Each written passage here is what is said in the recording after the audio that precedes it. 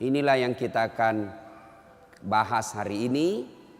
Wanita dirindukan surga. Ya, saya dikasih judul menjemput rezeki, tapi rasa-rasanya judul ini yang lebih tepat. Wanita dirindukan surga. Mau dirindukan surga, Ibu? Apalagi ibu-ibu ini yang depan saya yang sudah muka-muka sakaratil maut. Mau? 4 aja syaratnya, Bu. Catat. Ini oleh-oleh pulang pengajian. Ada ibu-ibu di Makassar pulang pengajian tidak ada oleh-olehnya. Saya tanya, gimana pengajiannya? Alhamdulillah, hebat. Bagaimana ceramahnya? Hebat memang itu Ustaz, jago dia ceramah. Apa dia bilang? Saya sudah lupa Ustaz. 1 jam kita ceramah tidak ada dia ingat. Nah, itu pentingnya bawa buku, dicatat. Karena ibu-ibu ini yang sudah usia-usia senja, otaknya ini ibarat kaset sudah kusut. Cicilan belum lunas, suami mau kawin lagi, anak rewel, kan repot itu otaknya. Nah, maka kalau dicatat, ibu saya di rumah, biasa kalau ada saya tulis lebar-lebar besar baru saya tempel dekat panci. Kenapa? Karena panci paling sering dikunjungi. Atau cermin. Nah, itu ibu catatannya tempel di cermin nanti itu, Bu. Suruh anaknya ketik baik-baik, rapi, tempel di cermin supaya selalu diingat. Ini 4 aja syaratnya ibu dirindukan surga. Tidak ada hadis mengatakan laki-laki dirindukan surga. 1, kata Nabi, aqimis salah, dirikan sholat. Bingung saya, kenapa ini dikhususkan perempuan? Dirikan sholat. Kalau mau dirindukan surga, oh usut punya usut. Ternyata perempuan memang paling sering lalai dalam sholat. Kapan Ustadz? 1, selesai haid. Tuh kalau iman tidak baik bisa haidnya 4 hari, dia tambah bonus 2 hari. Ya kan? Iya. Dia bilang suaminya, biasanya haid cuma 4 hari. Ini sudah hari ke-6 kau belum sholat. Belum bersih. Iya toh? Dia bilang suaminya, bohong, masih ada sedikit-sedikit. Dia lagi suaminya, serius lu? Apa serius? Saya kasih lihat kau. Iya toh? Nipu diri sendiri. Malah dia nanya sama saya, Ustadz, katanya kalau selesai haid subuh baru mulai sholat. Subuh kesiangan. Dia bilang, ya sudah, besok lagi saya sholat. Tidak boleh. Duhur bersih, duhur sholat. Isya bersih, ibu nih sudah maghrib. Begitu mandi, rasa-rasanya saya sudah bersih. Jam 10 malam bersih, wajib mandi junub. Selesai sholat, tidak boleh nunggu isya subuh. Ini yang banyak ini isya. Padahal sudah bersih malamnya, dia cek, sudah bersih nih. Jam 10, sudah bersih. Mandi, sholat, meskipun sudah jam 11 malam. Ya, apalagi nifas. Ini banyak yang salah paham nifas. Katanya nifas harus 40 hari. Siapa yang bilang? Nifas itu tidak harus 40 hari. Bisa jadi lebih 40 hari. Bisa jadi cuma 10 hari. Tergantung ibu bersih atau tidak. Ada teman saya selesai melahirkan istrinya. Dia pergi beli Indomie 1 dos. Saya bilang apa hubungannya? Ini kan isinya 40 bungkus Ustaz. Jadi 1 hari 1 bungkus. Kalau habis ini sudah bersih istri saya. Ayo. Kapan lagi perempuan banyak tidak sholat? Kalau ada pesta. Mukanya dia kira tembok. Coklat, biru, abu-abu, krem. Beleng-beleng. Ini ibu-ibu sekarang ini banyak perempuan palsu. Mohon maaf ya kalau marah-marah aja. Siapa suruh undang saya? Sekarang banyak perempuan-perempuan palsu. Bulu matanya panjang palsu. Matanya biru palsu. Bibirnya merah palsu. Pipinya biru palsu. Alisnya tebal palsu. Pantatnya gabus. Iya toh? Bu. Ada kenalan saya Orang kaya. Itu kalau dia tunjuk-tunjuk kapalnya, tanker, suaminya bilang, ini Ustaz. Ya, kalau bunyi ayam kukuruku, masuk uang saya 200 juta. Disewa tiap hari 200 juta. Kalau ini Ustaz 75 juta satu hari. Istrinya Bu, tidak yakin orang dia istri orang kaya. Sederhana pakaiannya. Akhirnya apa? Semua orang kalau lewat, orang kagum. Tahu enggak? Orang kaya loh itu. Sederhana pakaiannya. Enggak glamor. Orang jadi teladan. Kenapa? Dia kaya tapi tidak macam-macam pakaiannya. Orang senang lihat. Ini sudah enggak kaya, enggak terkenal. Gede ganyanya. Kayak sudah tabrak tiang listrik. Beleng-beleng. Tahu beleng-beleng? Dongo. Tahu dongo? Beleng-beleng. Tahu beleng-beleng? Dongo. Tahu dongo? Beleng-beleng. Beleng-beleng itu Rocky Gerung bilang dungu. Dungu atau oon. Tahu oon? Es krim ditiup. Itu beleng-beleng itu. Cuk, banyak perempuan tidak sholat gara-gara make up. Hah? Make up. Nah. Make up. Shadow. Eyeshadow. Oh, malah ada model baru saya lihat Ibu. Dikasih lebih lagi putih-putih di sininya. Apa bedanya sama belek? Ayo. Sekarang ini kita dibodoh-bodohi sama artis. Memangnya artis idola kalian? Yuk, ada lagi yang lebih beleng-beleng. Dikasih lebih lagi alisnya sini nih. Ada lebihnya sedikit naik, begini modelnya. Saya bilang, kenapa lagi dikasih lebih? Dia bilang, seperti artis Korea. Bleh! Artis Korea baru sudah pensiun. Bleh! Apa ini dibodoh-bodohi sama make up?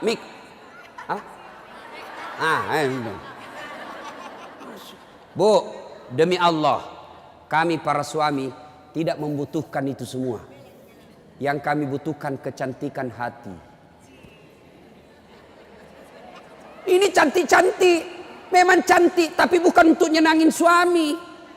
Tapi giliran mau tidur,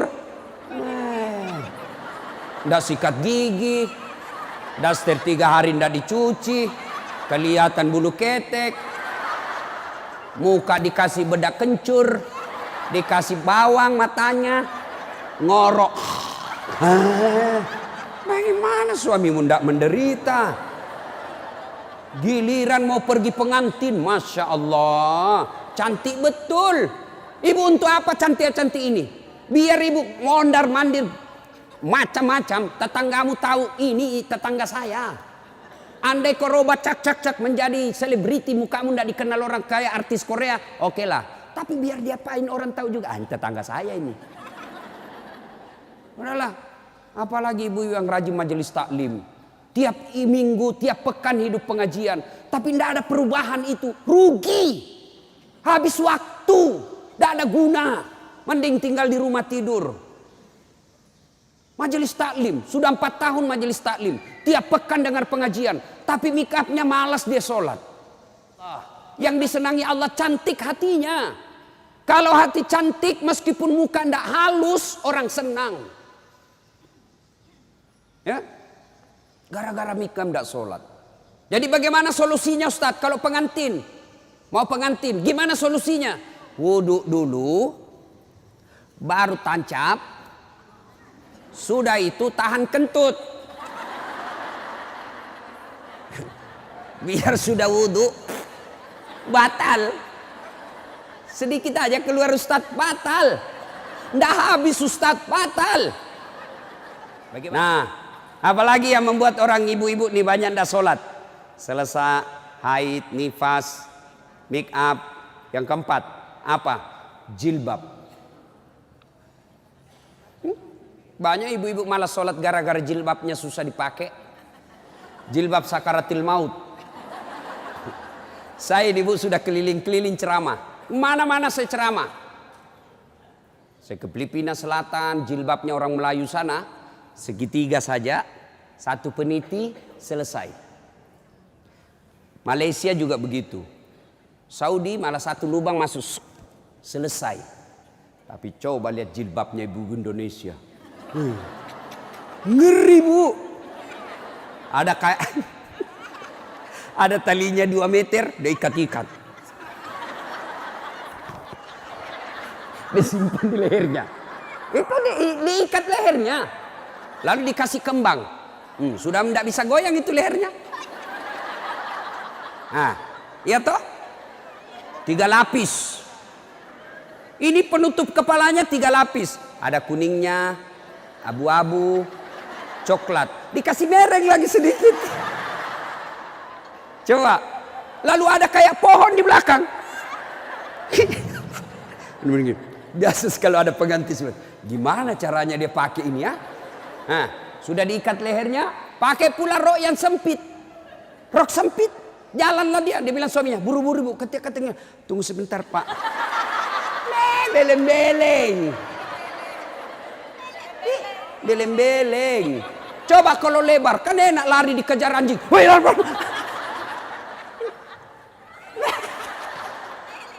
Beleng-beleng. Ayo bu. Sudah berapa tahun majelis taklim? Sudah berapa tahun hadir pengajian sini?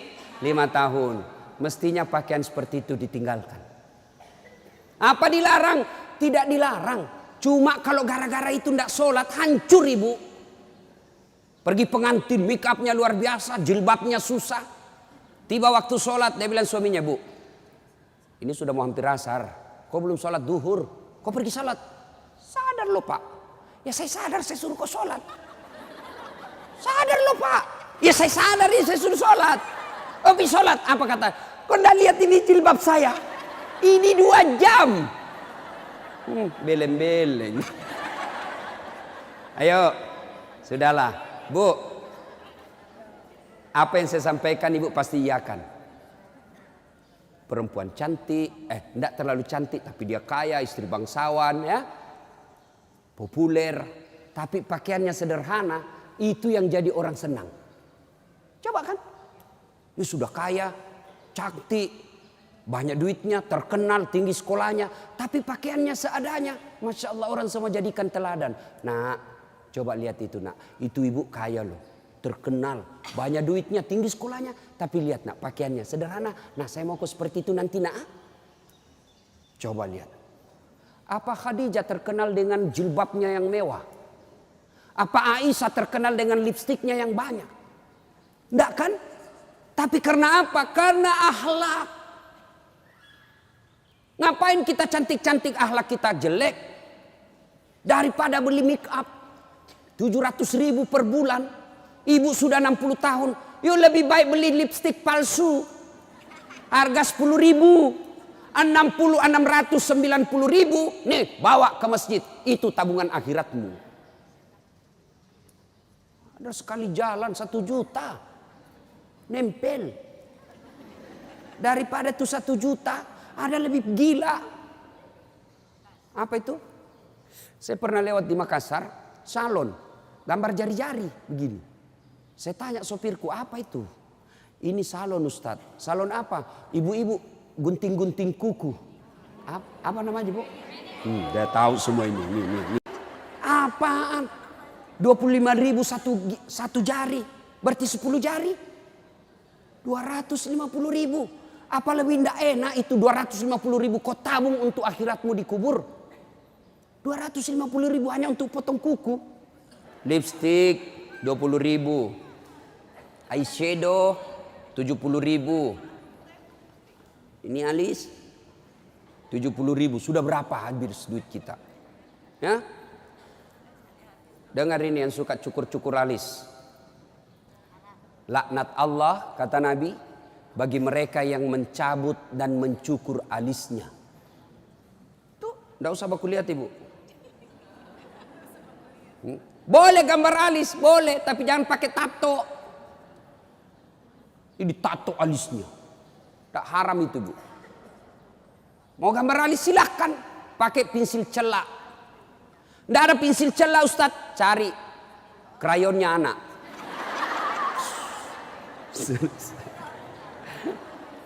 Nah ya, kalau ada pengantin, ibu-ibu silakan make up, tapi jangan berlebih. Jangan gara make up dan jilbab ibu tidak sholat padahal sudah 5 tahun majelis taklim. Auzubillah min zalik. Tidak ada gunanya itu. Maka tunaikan sholat dengan sebaik-baiknya, ibu akan dirindukan oleh surga. Saya sudah sholat Ustadz, kenapa hidup saya masih susah? Berarti sholatnya belum sempurna. Ada yang di sini sakit ibu, asam urat, gula, kecil buat Allah sembuhkan itu. Kecil. Apa susahnya Allah sembuhkan penyakit itu? Kecil. Cuma kadangkala ketika kita sakit kita lupa Allah. Kita lebih senang ke dokter. Emang dokter yang sembuhkan penyakit? Ya. Mohon maaf kalau ada dokter di sini. Sampai detik ini saya belum pernah ketemu dokter yang hebat. Kenapa? Begitu saya ke dokter, saya juga yang kasih tahu penyakitku. Iya toh? Assalamualaikum dok. Waalaikumsalam Ustaz. Masih sini Ustaz. Kenapa Ustaz? Mencret-mencret dok. Mules terus perutku dok. Kenapa bisa? Dalam hatiku, ya urusanmu dong, kan kau dokter. Masa saya kau tanya? Yang hebat kalau baru muncul, Ustadz pasti mencret. Itu yang hebat. Tapi kan tidak. Allah tanpa diberitahukan, tanpa curhat, Allah tahu apa penyakitnya ibu. Maka datang sholat. Sudah itu sholat, sudah itu sholat, sudah itu sholat. Baru ke dokter. Ayo perbaiki sholat ibu. Tidak ada susahnya Allah kasih dunia. Ustaz, saya sudah 30 tahun rantau ke Jogja. Tidak bisa beli rumah Ustaz. Masih ngontrak-ngontrak. Tidak usah cari capapnya. Periksa sholatmu. Saya sholat Ustaz. Kok begitu hidupku? Berarti belum ikhlas. Mana buktinya belum ikhlas? Suka nunda-nunda sholat. Asar sholatnya dekat duhur. Duhur sholatnya dekat asar. Berarti ibu perhatikan dah. Coba, sholat maghribnya itu juga wudhunya asar, itu juga maghrib, itu juga isya karena berdekatan. Itu tidak ikhlas. Sholat Ustadz, betul ibu sholat, tapi pakaiannya itu juga dipakai masak, itu juga dipakai bertetangga, itu juga dipakai ke pasar, itu juga dipakai tidur, tidurnya ngiler lagi. Ini.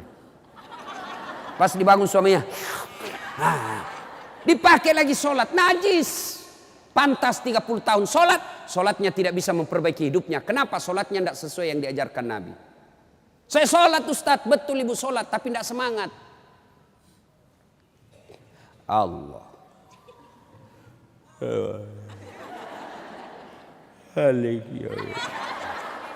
Iya kena.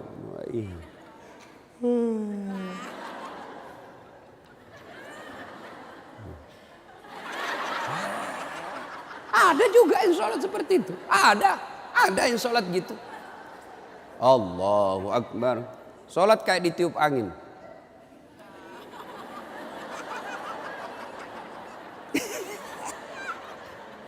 Ayo, ada juga yang sholat semangat.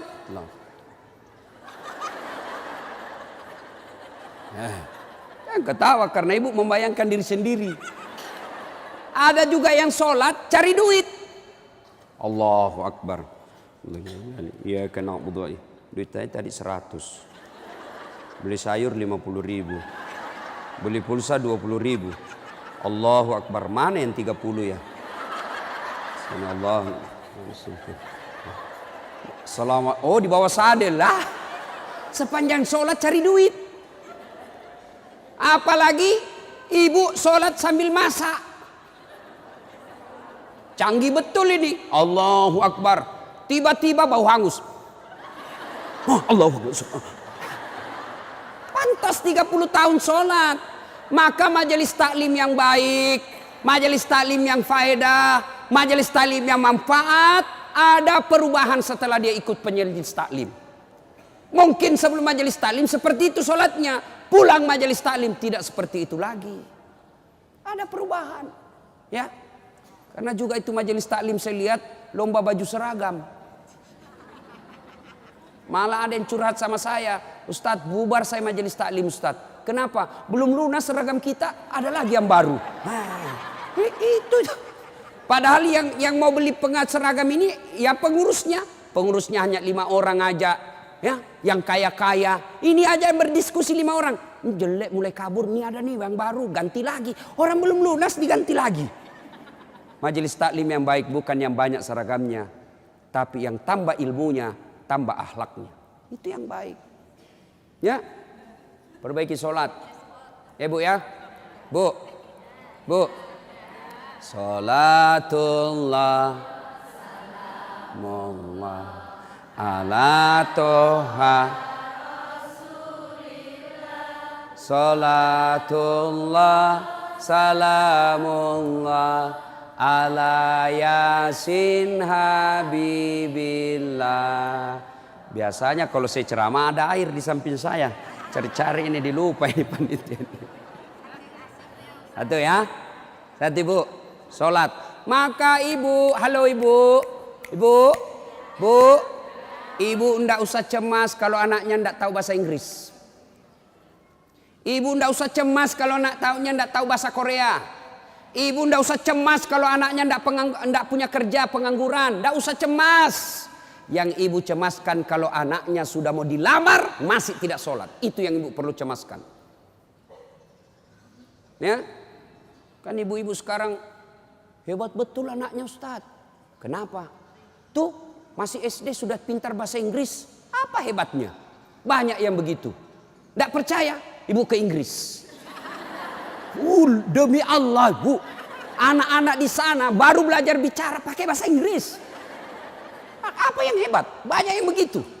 Yang hebat anaknya ibu, sampean punya anak, panjenengan punya anak, pergi majelis taklim, pergi ke pasar, anaknya yang masih SMA nelpon ibunya, matur nuwun Bu, ini sudah duhur, Bu sudah sholat enggak? Ibu sudah kaya itu. Asar lagi nelpon lagi anaknya, Mak, lagi di mana Mak? Masih di tempat kajian Nak, masih di tempat arisan. Mak, ini sudah asar. Jangan sampai ibu sibuk ngurus arisan lupa sholat. Itu anakmu yang kaya. Pernah di SMS begitu anaknya Bu? Pernah? Paling di SMS, Mak kirimi pulsa.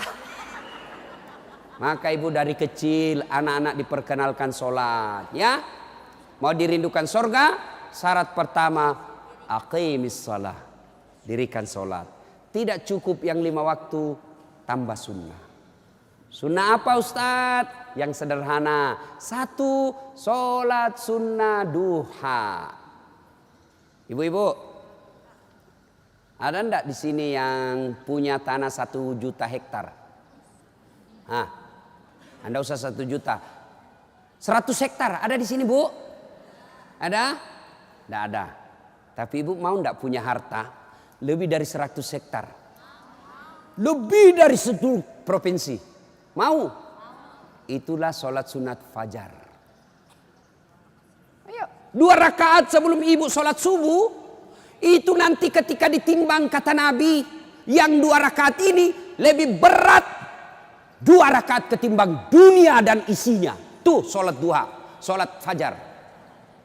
2 rakaat. 2 rakaat saja ibu. 2. Coba.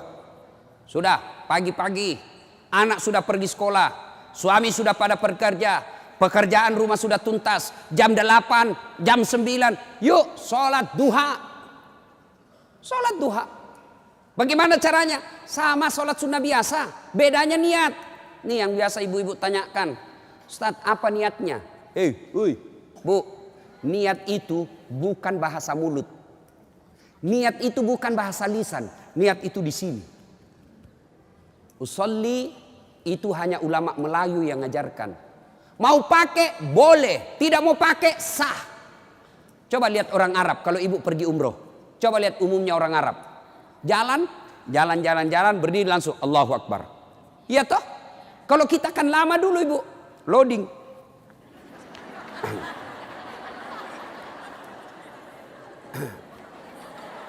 Allah. Duduk. Saya tanya, kenapa tidak jadi sholat ibu? Saya lupa sholinya.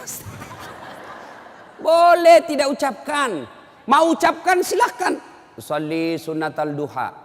Raka'ataini lillahi ta'ala. Saya niat sholat sunnah duha. 2 rakaat. Sunnah hukumnya bagi saya lillahi ta'ala. Allahu Akbar. Tuh. Tidak hafal juga itu Ustaz.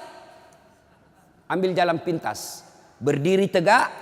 Menghadap ke kiblat, baru ibu bilang begini, Tuhan, sholat sunnah duha ya, Allahu Akbar. Boleh, benar boleh bu. 2 rakaat berikutnya ulang lagi, Tuhan masih seperti yang tadi, Allahu Akbar. Boleh, benar. Daripada ibu nunggu bahasa Arabnya, ndak hafal, ibu ndak sholat. Itu sholat duha ibu. Hei bu, suami pergi cari nafkah. Anak sudah pergi sekolah. Ibu sholat duha. 2 rakaat salam, 2 rakaat salam, 2 rakaat salam, 2 rakaat salam. Boleh 2 rakaat. Bagus 4 rakaat. Lebih utama lagi 6 rakaat. Lebih mulia lagi 8 rakaat. Boleh 2? Boleh. Kalau ibu sibuk 2 aja boleh. Bacaannya sama sholat sunnah yang lain. Nggak hafal banyak ayat-ayat Ustadz. Ya sudah yang ibu hafal aja. Kul-kul ya sudah kul-kul aja. Rakaat pertama kul huwallah. Rakaat kedua kul huwallah lagi. Tidak apa-apa. Bahkan boleh begini bu. Allah waladhdallin amin. Bismillahirrahmanirrahim. Alif lam mim. Allahu Akbar. Boleh. Rakaat kedua. Allah amin. Bismillahirrahmanirrahim. Yasin. Allahu Akbar. Boleh. Benar boleh. Jelas. Selesai sholat duha, ibu duduk menghadap kepada Allah, mengadu kepada Allah, ya Allah yang maha kaya. Tiadalah datang rezeki tanpa pertolongan dan bantuan. Engkau yang mengatur rezeki suami saya. Suami saya datang pergi menjemput rezeki ya Allah. Jika rezeki suami saya masih di atas langit, turunkan ya Allah. Jika masih dalam tanah, munculkan ya Allah. Jika masih jauh, dekatkan. Jika masih sedikit, cukupkan. Dan yang lebih penting ya Allah, berkahkan. Doa tidak harus bahasa Arab. Banyak orang selesai sholat, baca doa. Tapi dia tidak tahu apa intinya doa. Doa itu tidak harus bahasa Arab. Nih rezeki saya. Belum sholat duha ini sudah keluar. Langsung 2, ada pula rotinya. Masya Allah ya. Coba ibu. Doa, dengar bu. Doa tidak harus bahasa Arab. Doa itu kalau bahasa Bugisnya mapaletu. Bahasa gaulnya curhat. Silakan ibu curhat. Bahasa hati. Bukan bahasa Arab. Ibu bahasa Arab belum lagi salah ucap. Nggak ngerti apa yang ibu baca. Malaikat bingung. Apa maksudnya ini ibu ini? Apa maksudnya ini ibu? Mau minta rezeki ternyata doanya apa? Minta anak. Bingung kan malaikat. Jadi boleh bu, ya Allah, bukakan pintu rezekiku ya Allah. Mudahkan suamiku memperoleh rezekinya ya Allah. Sudah itu SMS suami. Bang, jangan menghalalkan segala cara. Baru aja aku doakan abangku selamat dalam mencari nafkah. Salam sayang selalu dari istrimu di rumah. Senang itu. Saya ibu, itu istri saya. Kalau dia SMS begitu, saya kasih lihat semua temanku. Istriku ini SMS-nya. Coba. SMS begitu suaminya bu. Jangan galau bang, jangan putus asa bang. Rezeki Allah yang tentukan. Selama abang berusaha, rezeki itu ada. Pun kalau terbatas, percayalah saya tetap setia mendampingimu. Pernah SMS begitu suaminya? Paling SMS-nya bang, jangan lupa singgah beli gas ya. Yuk, sholat duha. Saya banyak dosa Ustaz. Saya perempuan hijrah. Dulu banyak betul maksiat saya lakukan Ustaz. Masa muda saya suka gaul. Masa muda saya selalu ke tempat hiburan malam. Masa muda saya selalu maksiat. Allah jelaskan wala tai'asu mir rauhillah. Bu, jangan putus asa. Ibu jangan putus asa. Besar dosamu tapi ampunanku jauh lebih besar. Gimana caranya? Yuk sambut dengan sholat sunnah taubat. Gimana sholat sunnah taubat Ustaz? Sama sholat tahajud, sama sholat duha. Cuma beda waktu, beda niat. Kalau duha pagi hari, sholat taubat boleh pagi, boleh. Tapi waktu paling bagus yang dilaksanakan Nabi selesai sholat maghrib nunggu isya. Jadi ibu tidak ada kegiatan nih, sudah maghrib, datang ke masjid, nunggu isya, tidak usah pulang, nunggunya sholat taubat 6 rakaat. 2 rakaat salam, 2 rakaat salam, 2 rakaat salam, 6. Boleh 2, boleh. Sholat taubatnya, niatnya, sholli sunnatal taubat raka'ataini lillahi ta'ala. Saya niat sholat sunat taubat 2 rakaat, sunnah hukumnya bagi saya lillahi ta'ala. Allahu Akbar. Baca doa iftitah, baca al-fatihah, baca surah pendek, ruku, itidal, sujud, dan seterusnya. Kapan taubatnya Ustaz? Sujud terakhir. Sujud terakhir. Ibu taubat. Ya Allah. Tadi saya hilap ya Allah. Di kantor saya hilap. Dia pegang tanganku, bosku. Dia remas-remas jari-jari itu ya. Aku pun membalasnya ya Allah. Akhirnya beremas-remaslah kami ya Allah. Ya Allah saya hilap ya Allah. Maafkan saya Allah. Rabbana la tusik qulubana ba'da is hadaitana wa hab lana min ladunka rahmah. Ya Allah saya hilap ya Allah. Ampuni saya. Jangan engkau palingkan hati hamba. Jangan engkau sesatkan hati hamba setelah engkau berikan hidayah ya Allah. Ampuni saya ya Allah. Allah ampuni. Yang penting tobatnya tobatan nasuha. Jangan tobat ibu hamil. Ibu-ibu masih ingat waktu hamil? Melahirkan. Ingat waktu melahirkan? Tidak mau lagi saya Pak. Tobat. Hancur saya Pak. Tidak mau lagi saya. Terakhir ini saya hamil. Terakhir Pak. Tidak mau lagi saya hamil. Terakhir tidak mau lagi. 6 bulan kemudian. Hamil lagi. Ya. Nah. Banyak jenis-jenis sholat sunnah. Tapi lain waktu kita laksanakan. Lain waktu kita lanjut. Pertama dirindukan surga, dirikan sholat. Yang kedua, kata Nabi, wasyamu Ramadan. Berpuasalah di bulan suci Ramadan. Alhamdulillah, tuntas puasa Ramadan. Tapi jangan puas sampai di situ Bu, maka kita lanjutkan dengan puasa Senin Kamis. Ya, puasa yang paling baik, puasa yang tidak pernah ditinggalkan Rasulullah.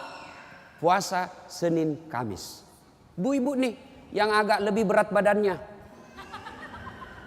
Bukan gemuk. Cuma perbandingannya kurus. Bukan. Orang bilang Ustadz kurus betul. Bukan kurus, kamu yang gendut. Yang lebih-lebih berat badannya. Yuk terapi Senin Kamis. Senin Kamis. Ibu-ibu mau sehat Senin Kamis. Bagaimana? Mulai Kamis ini jangan pernah lagi lepas puasa. Bangun, makan sahur. Ternyata jam 9 lupa kalau puasa. Makan aja. Terbiasa kan setiap pagi kita sarapan. Nah Kamis ini kita mulai. Karena kebiasaan kita bertahun-tahun sarapan. Ya sarapan makan. Begitu lagi selesai. Wih, Kamis. Ternyata saya puasa. Lanjut. Boleh. Yang tadi 1 mangkuk rezeki. Ibu lupa. Ternyata siang makan lagi. Weh, Kamis. Puasa. Lanjut lagi Bu. Benar ibu lupa. Lanjut. Boleh. Ternyata asar. Ada lagi kasih es cendol. Wih, saya puasa. Sudah rezeki ibu itu. Yang penting betul lupa. Saya sering begitu Ibu. Lanjut. Karena saya lupa. Orang lupa tidak kena hukum. Tiba-tiba saya diajak makan coto. Ustaz coto. Namanya kita senang ditraktir. Begitu habis. Saya puasa rupanya. Tidak apa-apa lanjut. Boleh. Yang tidak boleh. Ibu misalnya kan. Misal. Bismillahirrahmanirrahim. Misal sudah di dalam nih. Sudah ada di dalam. Baru sadar. Saya puasa. Jangan bilang terlanjur. Batal. Batal itu. Maka kalau dia sudah di dalam mulut, langsung ingat saya puasa, muntahkan, cuci, sah. Biar ibu 3 kali makan dalam sehari, yang penting betul-betul lupa. Begitu kan, ma makan puasa, oh iya nak, sah. Coba ibu besok, mulai hari Kamis ini. Ternyata jam 10, jam 11 lolos, jam 12 masih bisa, jam 1 enggak tahan. Datang tetangga bawa kue, nyaman lagi. Wah, sudahlah, ya sudah buka. Dari jam subuh sampai jam 1 ibu sudah dapat pahala. Cuma sayang kalau sudah jam 2 rusak, bu, ibu betul-betul imannya lemah. Masa sudah setengah jalan masih mau buka. Tapi pun kalau buka karena sakit silahkan buka. Sudah dapat pahalanya itu. Coba mulai Kamis ini. Itulah yang disebut majelis taklim yang sukses. Ada perubahan tiap pekannya. Ada perbaikan tiap bulannya. Tahun lalu belum biasa Senin Kamis. Tahun ini terbiasa Senin Kamis. Majelis taklim yang manfaat. Ya, Senin Kamis. Yang ketiga, karena waktu yang sangat terbatas, ini dirindukan oleh surga. Apa itu? Menaati perintah suami. Ini yang berat ini. Taat sama suami ini berat. Bu, berat. Bu, dengar ibu. Ada pada zaman Nabi, bertetangga nih. Tiba-tiba ibu yang tetangganya ini wafat ibunya. Maka tetangganya datang. Misal nih dia bertetangga. Meninggal ini tetangganya, dia datang panggil anaknya, anak tetangga. Bu Haji, emak sampean wafat. Datanglah membesuknya. Mulai dari sakit. Mohon maaf Bu, saya tidak bisa besuk ibu saya. Saya tahu sakit tapi suamiku keluar. Saya dipesan tidak boleh pulang, tinggalkan rumah sebelum pulang. Pulang yang utusan. Sakaratil maut sudah ibunya, datang lagi. Bu, ibu sampean sudah sakaratil maut. Datanglah kau besuk. Mau sekali tapi mohon maaf suami saya belum pulang. Pulang lagi utusan. Wafat ibunya. Bu, yang terakhir kalinya, bumu sudah wafat, maka mau dimakamkan, kau datanglah sekali aja sebelum dimakamkan. Apa kata ibu? Mohon maaf, suami saya belum pulang, saya dilarang keluar sebelum pulang. Saya doakan ibu saya dimakamkan. Tidak datang ini anaknya. Marah ini utusan. Dia datang kepada Nabi melapor.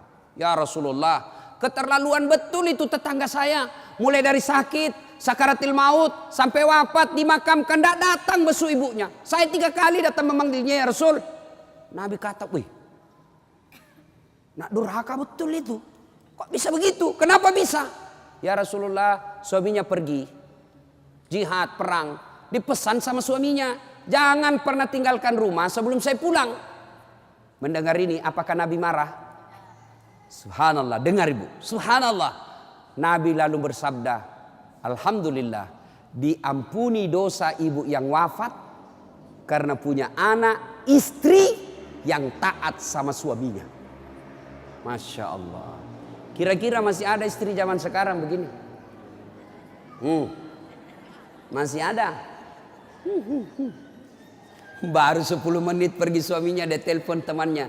Datang aja, suami saya sudah keluar. Bu, taat sama suami. Itu pintar redanya ibu masuk surga. Ibu mau tanda fungsi utama suami? Bu, halo ibu. Fungsi utama seorang suami. Ibu mau tahu? Mau tahu ibu? Jalan pintasnya ibu masuk surga. Passwordnya masuk surga. Kenapa? Ridha suami itu ridhanya Allah. Kalau ibu sudah ridhanya, suami sudah ridha sama ibu, Allah tersenyum kepada ibu. Sebaliknya kalau suami tidak senang sama ibu, tidak pernah baik hatinya suami sama ibu, percayalah, susah ibu masuk surga. Betul, ridhanya Allah itu tergantung ridha suami. Kenapa bisa Ustadz? Karena kami ini suami yang nanggung ibu dunia akhirat. Ibu kira enak jadi suami? Dipikir bagaimana supaya kita bisa beli mobil, ibu bisa enggak kena matahari jalan.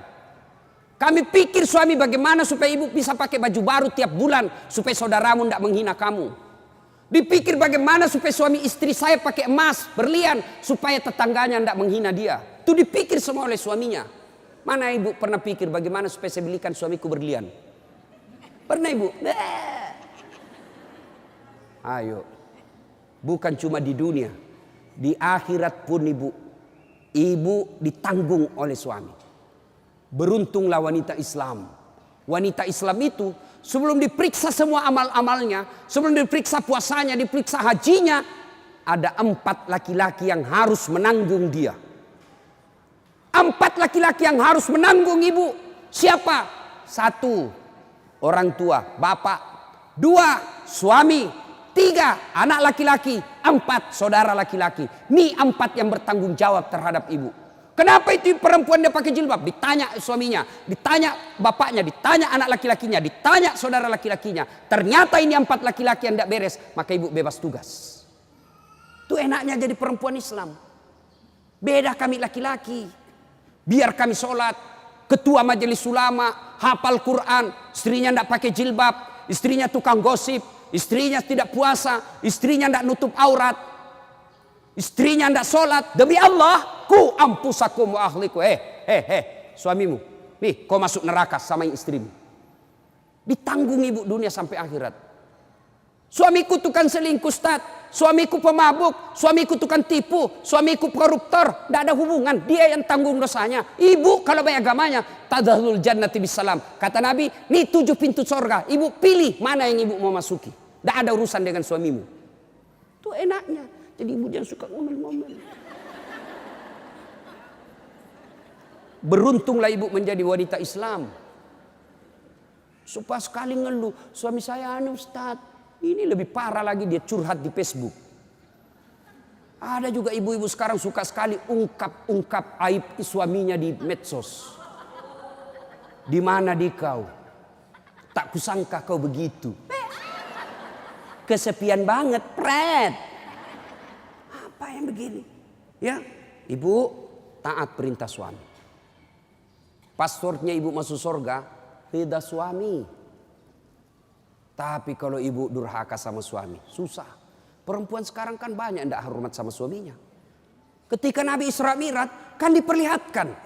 Masuk Nabi surga, Masya Allah banyak betul penghuni perempuan. Begitu Nabi masuk neraka, na'udzubillah min zalik, lebih banyak lagi perempuan di neraka. Lalu ditanya Nabi sama sahabat, kenapa bisa begitu ya Rasul? Ada 2 kelemahan perempuan. 1, tidak bisa tahan mulutnya cerita kejelekan orang. Yang kedua, dia tidak taat dan tidak mensyukuri suaminya. Itu sebabnya. Kalau ibu pandai mengendalikan mulut tidak cerita orang, yang kedua taat sama suami, gampang ibu masuk surga. Cuman kita kan ini penyakit kita. Datang begini masih gosip tuh. Damai tapi gersang.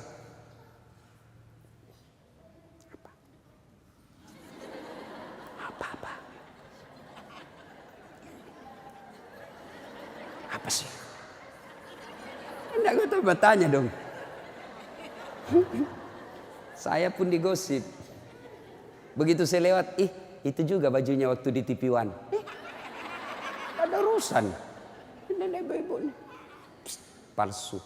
Aku tahu. Hitam itu di gelangnya. Palsu. Palsu lipstiknya. Kenapa kau tahu? Tuh melengket di giginya. Semua dia habis dosanya. Ibu, 1, sholat. 2, puasa. 3, taati suami. 4, jaga harga diri. Jaga harga diri. Bagaimana menjaga harga diri seorang perempuan? Bermula dari pakaian. Ibu-ibu jangan lagi pakai jilbab apa itu? Untung sekarang kan ada istilah jilbab syar'i. Dulu kan ada ibu-ibu pakai jilbab tapi ketat. Celananya ketat, bajunya ketat. Akhirnya apa? Jalan seperti orang di kampungku bilang buras. Tahu buras ibu? Hah? Lontong. Lontong. Coba lontong kalau dibuka kan masih ada kentara itu anunya, bekas-bekas ikatannya. Bu, wanita soleha, istri yang baik, pakaiannya tidak seperti itu. Salah satu menjaga harga diri, tidak pernah keluar tanpa izin suaminya. Kan biasa ibu-ibu keberatan, kok suami lagi? Tapi ingat ibu, ridanya anak ada sama ibu. Allah itu maha adil. Bu mau masuk surga, bakti sama suami. Suami mau masuk surga, bakti sama ibu. Itu putar aja. Jangan lagi ada yang cemburu. Ustaz, saya serumah mertua saya. Kenapa ya suami saya perhatian betul sama mamanya? Sudah punya anak yang lain. Kok suami saya terus dibebani, beli ini, minta sama suami. Saya bilang, bu sadar dong bu. Bersyukur suamimu begitu. Mudah-mudahan nanti anakmu pun sudah menikah dengan wanita lain. Dia masih memperlakukan kau seperti ibunya sekarang. Jangan malah sentimen. Suami saya begini, suami saya begini. Ibu berapa tahun sama suami? Baru 25 tahun. Itu ibunya dari perutnya. Saya heran kalau ada perempuan cemburu sama mertuanya. Tidak sadar. Gimana nanti kalau ibu punya mantu yang juga kurang ajar? Mau? Maka saya bilang sama istri saya, boleh kau maki-maki saya, boleh kau hina saya, boleh kau lempar kepalaku, yang penting tidak kena. Satu yang tidak boleh, jangan kau lukai perasaan ibu saya. Begitu ibu saya luka perasaannya, kau pembuat sial, keluar kau dari rumah. Tidak ada toleransi. Begitu mestinya kita jadi istri.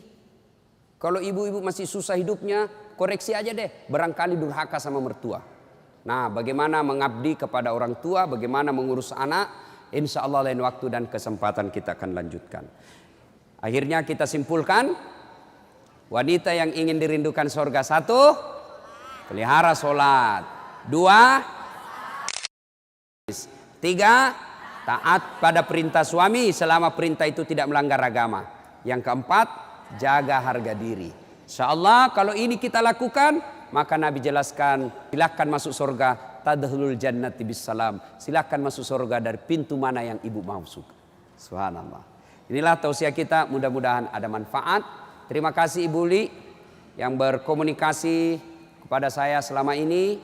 Mohon maaf jika selama ini ada komunikasi yang tidak berkenan, dan terima kasih sehingga saya punya ladang amal untuk datang di tempat ini. Mudah-mudahan ada manfaat.